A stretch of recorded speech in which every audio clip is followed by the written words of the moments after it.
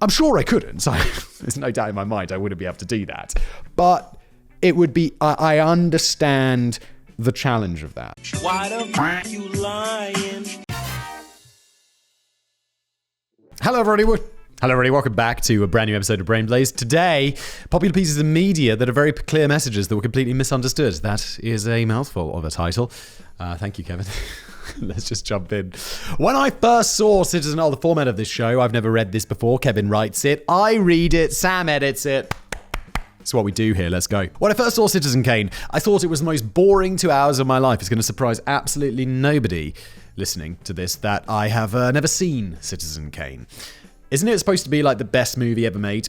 It struck me as something that was probably important to watch if you were a film student, but for an average viewer, it felt like a total waste of time, and that is indeed what I've heard. Needless to say, this was my opinion of the movie because I completely missed the point of it. In my defense, I was probably 12 years old at the time, and William Randolph Hearst had been dead for over 30 years before I was even born. Without being spoon-fed the information, there was no real way for me to understand that this was a brutally scathing assault on a real person who had been one of the most powerful men in the country decades prior.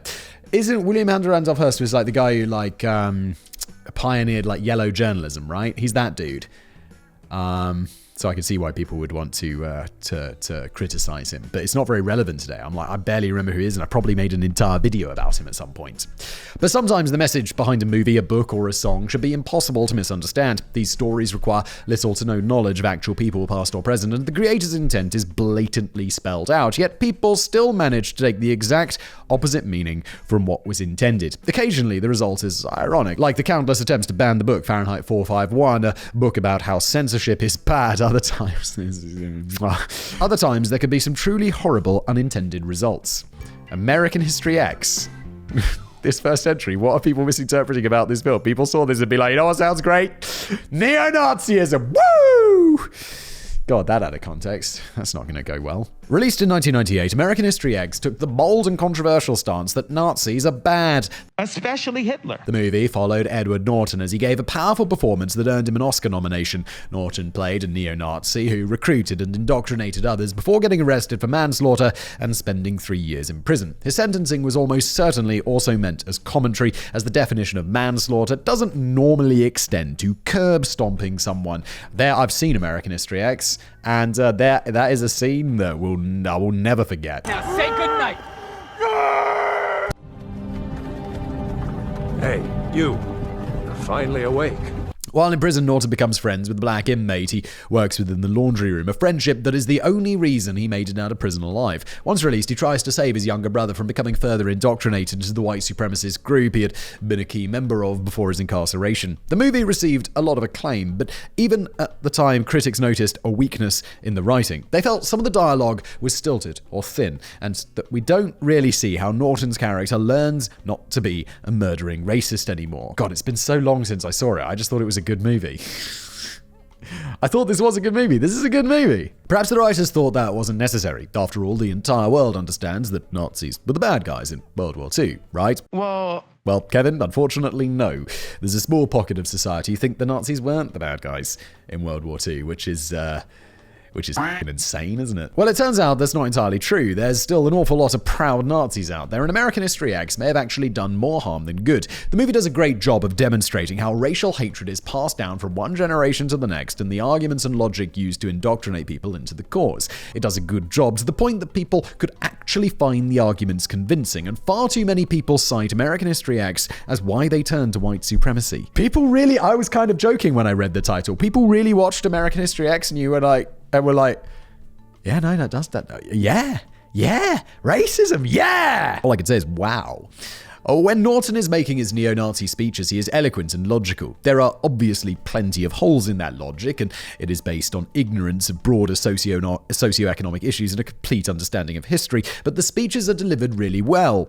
Just because someone delivers a speech, I'm really good at speaking. I know it sounds ironic because I can't pronounce anything and I'm not that good at speaking, but I'm like, I just read this. It doesn't mean that I know all of this stuff, obviously, but people think I do. Like, people will be like, Simon, you're so smart about people's biographies. And it's like, yeah, definitely super big brain. Just because someone's good at reading, don't get fooled into thinking they're actually big brain. They're probably not, like me. Thank you for your honesty.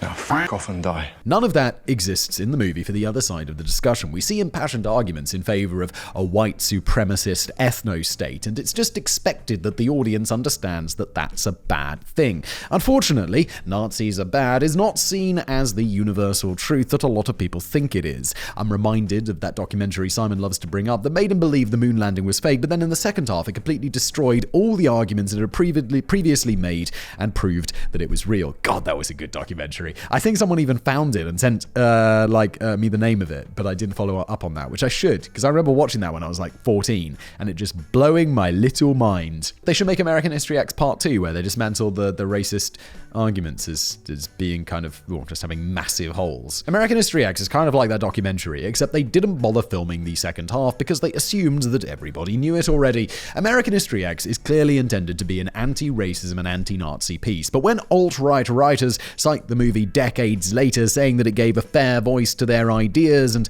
that the arguments put forth by Norton's characters are sound, informed, and quite frankly, excellent, oh well, somebody obviously fucked up. Big time. Well, I never thought about that before. Because I don't know, as a normal ass person who's not a racist, I didn't think people would watch that and be like, yeehaw, baby! Get those lynchings going! Fuck me, people. Get your shit together. Full Metal Jacket. As Ali Ermey famously said, only two things come from Texas, and they both taste delicious. I might have misremembered that quote, but it's probably close enough. I have no idea what you're talking about, Kevin. Stanley Kubrick's... I don't think I've seen Full Metal Jacket. That's the famous one at the beginning where they're shaving their heads. Maybe I have seen this. I feel like this is one I've seen it's a Vietnam War movie, is it? I feel like those all blur together, and I'm like... It could be that one where like, bow now, and then that one where they find the dude up the river in the jungle, and then there's one with Robin Williams. It's like, it all blurs together in my mind as one big Vietnam War. Those could all be the same movie as far as I'm concerned. They all blur together. There's also Tom Hanks in there as well somehow. It's like, even though I know that that's the movie where he plays the guy who gets all the stuff despite being dumb. Oh my God. What the fuck is that movie called? I have such a small brain. Fuck. What is that movie? I can see the cover. He's sitting on a bench. It's a white background. Is there a balloon going off or something? Oh, it doesn't matter. Forrest Gump. Oh my God. A brilliant movie. Stanley Kubrick's Full Metal Jacket is a dark comedy and a psychological thriller, and it's one of the most blatantly anti-war movies ever made. After a very brief scene in which the Marine Corps recruits get their heads shaved, the movie opens with the recruits all lined up by their bunks as R. Lee Ermey went on a 7-minute profanity-filled tirade in which he verbally assaulted the young men that had enlisted. What followed was an hour of intense physical and verbal abuse and hazing. For Private Parr, it was entirely too much. Despite completing basic training, the torture drove him over the edge, causing him to murder their drill instructor before taking his own life. Oh my God. What message are people getting confused in this movie? Oh my God. Is this it's gonna be like, and that increased recruitment of the Marines by 400%. And you'll be like, how? Holy Jesus. What is that? What the fuck is that? The second half of the film takes place in Vietnam, painting a not at all glamorous picture of military service. Private Joker, who opened the movie by sincerely saying he joined the Marines because he wanted to kill, had since become a journalist as a means to avoid having to actually hurt people. Even when a girl was bleeding out in front of him begging for death, he could barely pull the trigger. It depicted the reality of war for many of the naive young men that enlist under the false belief that they were remorseless killing machines only to be put in their place by reality. It's like, yeah, it's one of those things. It's like, I always feel like I could kill someone if the need arose. I think there's even a meme of me saying that. And it's like, yeah, if someone was threatening my life or threatening the life of my family, I'm pretty confident I could take someone's life. Don't do it. I'm a virgin.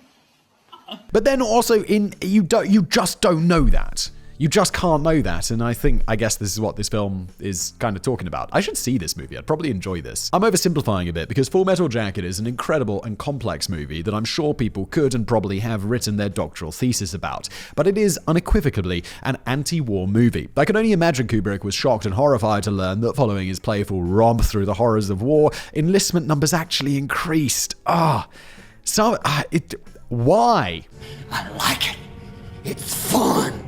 It makes my dick hard. An entire generation saw Ermey's 7-minute opening tirade in which he attempts to psychologically break down the new recruits to the level of children, and they took it as a challenge. They seem to ignore everything else in the movie, and it's not at all subtle messaging, and saw surviving boot camp as a challenge. They wanted to enlist in the Marines so they could come home and tell their friends, remember that thing that drove Private Parr to commit a murder-suicide? Yeah, I did that. I came out alive because I'm fucking awesome. James has a small dick. Oh. The problem is also you go to boot camp, and I don't know how long's a military contract. Like, in my mind, it's like 7 years, but that feels long. It's probably not 7 years. Is it 4 years? It's like it's years, and then you're locked into the military for like so long. It's like you don't go to boot camp and then they're like, okay, do you want to be in the military? They're not wasting that money. It's like you're now in the military and you're going to where they tell you to go to, which is like that's intense. Like you could die, and I mean, yeah, what else is to say? The Marines absolutely understood the effect the movie was having, and they utilized it to the best of their ability. You could find countless stories of people walking into recruitment offices and being shown that first 7 minutes of Full Metal Jacket. If someone was on the fence about signing up, this always seemed to push them over the edge. Unfortunately, I don't think there's anything we can learn from this. The only real lesson is that teenage boys are idiots. Someone could go make a movie called Going to War Sucks and Will Destroy Your Life, and it would probably still convince people to sign up for the military.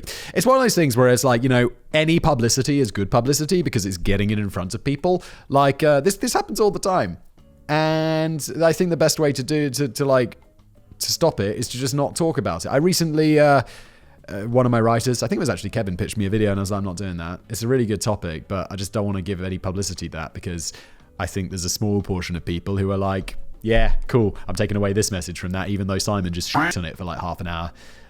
So you won't see that. I'm not going to tell you what it is. Maybe you can guess. Try guess in the comments. Someone will probably get it right. Many people will get it wrong and probably feed me with excellent video ideas. Wall Street. America has this culture of billionaire worship. From what I can tell, it's not strictly an American thing, but we take it to the largest extreme. People like Jeff Bezos, Elon Musk, Richard Branson, and an arbitrarily large number of Kardashians are simply better than us common folk, and we should aspire to be more like them. But not Mark Zuckerberg. Nobody likes Mark Zuckerberg. Yeah, I have to say, I don't know, I'm a pretty ambitious dude, and when I was younger, I was like, yeah, billionaires. And now I'm like, I don't want that. Not that I could get that, I'm not big brain enough, but I just want to be regular rich, not like billionaire rich. I don't know, I just don't think this is like great for me. I don't want to do it. I want to go home. Billionaire rich has all sorts of complications. People start hating you at some point. Like a few years ago, I feel Richard Branson, people still like Richard Branson because he just comes across as a bit of a legend. But Elon Musk, people used to love him. And now they're like, dick! And I kind of feel this way. Like, Elon Musk used to be cool. He was making rockets and cars, and then he started doing which I just don't believe is possible. And also, I think a lot of the stuff he promised, except for SpaceX, which is quite impressive, like the cars, like they're just not as good as like I've driven a Tesla. I've like thought about Teslas and stuff, and it's just like no. Now it's just like I get like a different electric car because I just don't think they're that great. And the Neuralink stuff, I'm like, that's way further away than you think, Elon. The fucking robot that he's like is going to be doing our chores, and it's like so half-baked that they just had a person in a suit doing it. Like, this just seems silly, and it makes me lose a lot of respect for Elon Musk. And then he bought Twitter, and I was like, oh god, Elon, what are you up to? And then he started having all these like shitty political takes, and I'm like, what the fuck's going on, Elon Musk? You used to be cool. Maybe it's because they're perceived as doing whatever they want without giving a fuck, or maybe it's because of how inspirational it is they built themselves up for absolutely nothing to the level of billionaires. If we follow the example of these superior specimens, then maybe someday we too could lift ourselves up by our bootstraps and become billionaires with little more than $1 million loan from our parents to get us started. Yeah, no, I mean, I know Kevin's being sarcastic, but it's also like, I don't know, I definitely look up to people who are much more successful than me, and I'm like, I'd like a career like that, and I look at how they did it, and generally it involves like ton of luck, ton of hard work, being not small brains, and I'm like, yeah, let's go. Is this bad? Is this like a shitty personality trait? I just feel like that's kind of a large part of what aspiration is, and I'm a pretty aspirational dude, and yeah, I don't know, I definitely, yeah, I don't know, I feel that somewhat. It feels very American as a British person to be like, yeehaw, let's do it. Let's look at these people who are successful. In the UK, we're just like, shut up and stay in your lane.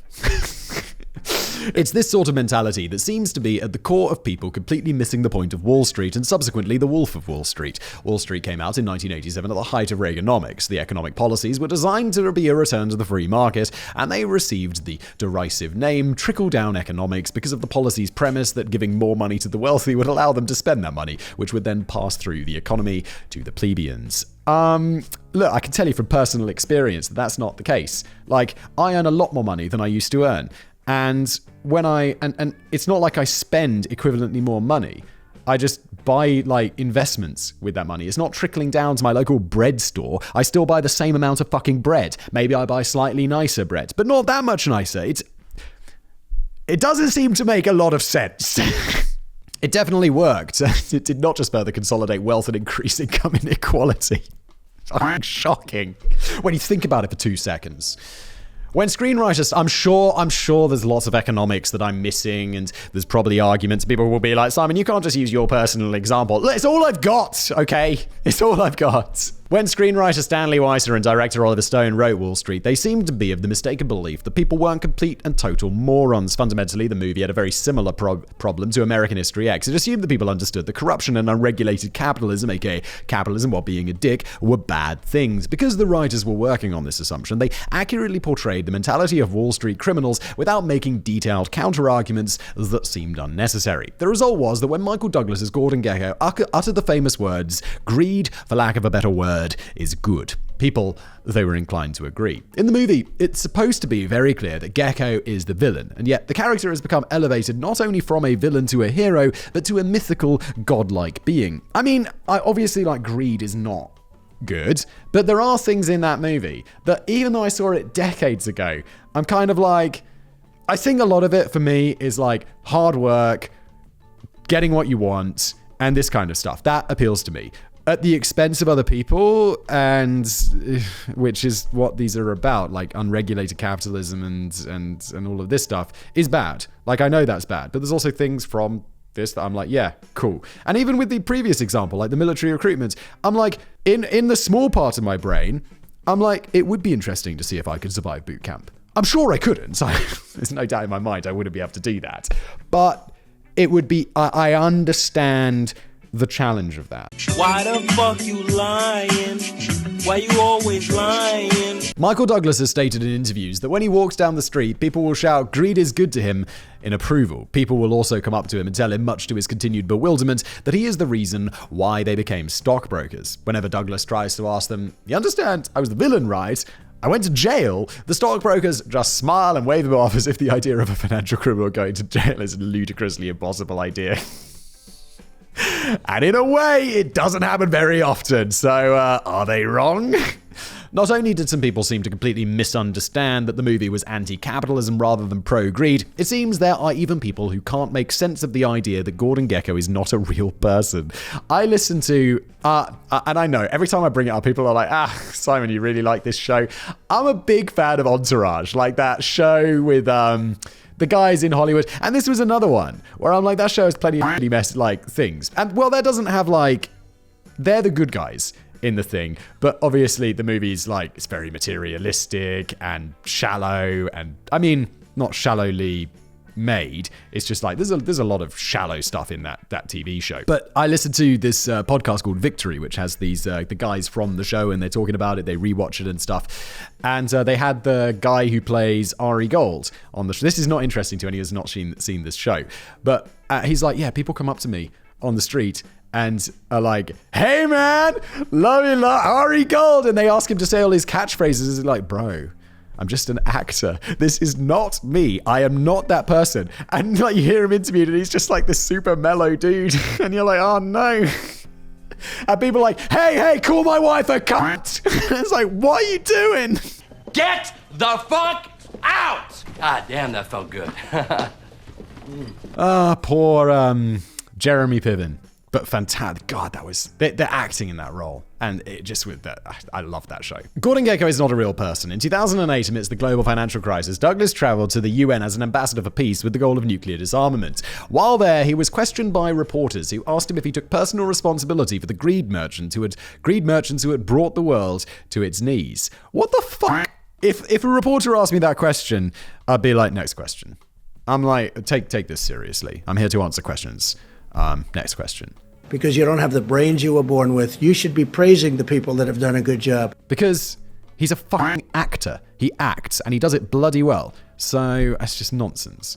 With one reporter even calling him Gordon rather than his real name. You're a UN thing? How did you get a fucking press pass, you clown? The Wolf of Wall Street tried to be even more blatant. It was based on the life of Jordan Belfort, and Martin Scorsese even got Belfort to appear in the movie as a cameo. His rationale was that he wanted to remind people that Leonardo DiCaprio wasn't playing some fictional character. Belfort was a real person. He was standing right there on screen, and he was fined $110 million and sent to federal prison for his crimes. But it was a funny movie, so nobody understood the message that financial crimes are bad. I don't know. I love that movie. It's a brilliant movie. It's hilarious. But you don't leave that movie being like, I should start doing penny stock scams or crypto scams or whatever. It seems like many people saw. I bet there's a ton of these like young influencers who were all involved in those crypto scams and stuff who saw The Wolf of Wall Street and were like, free money like Wolf of Wall Street, baby. And let's just hope that comes around to them. I get the feeling it's not going to because there's too many. But so many people are so much money. Jesus. This land is your land. We end today on an entry that is so fundamentally American there is almost no chance the Simon will have ever heard of it. Absolutely bang on. Never heard of it. Woody Guthrie was an American folk musician. Never heard of him. Most famous for his song, This Land Is Your Land. Never heard of it. For anyone who is only familiar with this one song, you may be surprised to learn that Guthrie's songs were all focused on themes of American socialism and anti-fascism.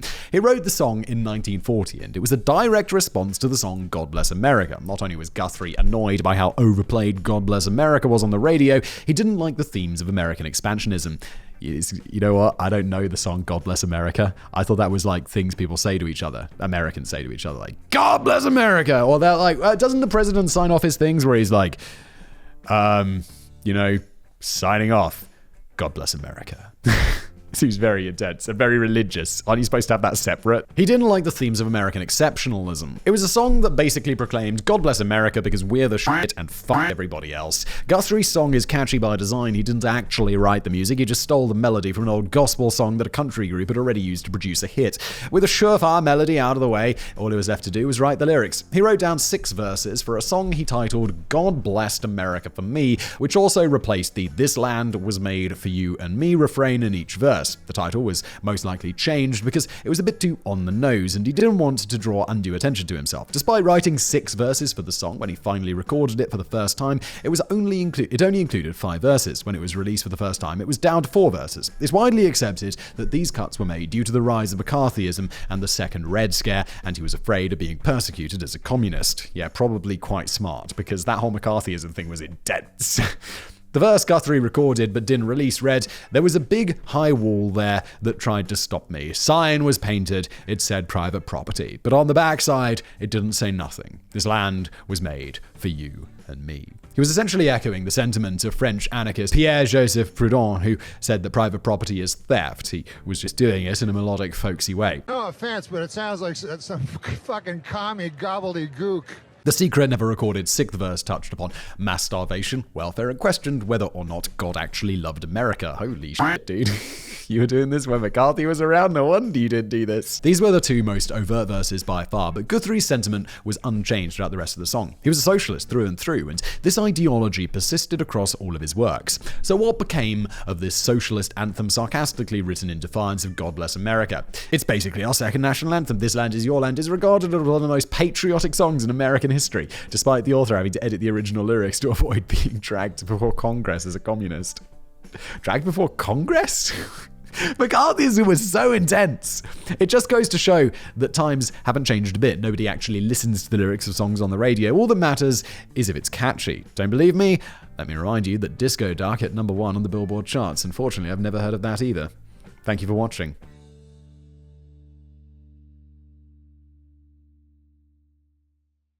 Just because someone's good at reading, don't get fooled into thinking they're actually big brain. They're probably not. Like me. Thank you for your honesty. Now, fuck off and die.